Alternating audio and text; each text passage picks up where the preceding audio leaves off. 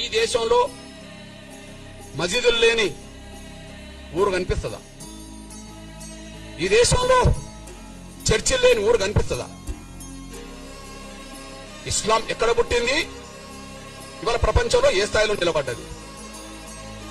క్రైస్తవ్యం ఎక్కడ పుట్టింది, ఈ ప్రపంచంలో ఏ స్థాయిలో నిలబడ్డది? ఈ రెండింటికంటే ముందు హిందూ ధర్మం సనాతన ధర్మం అయినప్పుడు ప్రపంచాన్ని ఎందుకు ప్రభావితం చేయలేకుండా పోయినాం? మన లోపమేంటి? అఖండ భారత్ లేదు, స్వాతంత్రం కంటే ముందున్న భారత్ కూడా లేదు. అఖండ భారత్ లేదు, స్వాతంత్రం కంటే ముందున్న భారత్ కూడా లేదు. మన లోపాన్ని సరి చేసుకోకపోతే, మన లోపానికి కారణమైన కుల వ్యవస్థను రద్దు చేసుకోకపోతే ఇంకొక 100 ఏళ్లకు ఈ ఉన్న భారత్ ఉంటుందని గ్యారంటీ లేదు. వాస్తవం, సత్యం మాట్లాడడానికి భయపడాల్సిన అవసరం లేదు.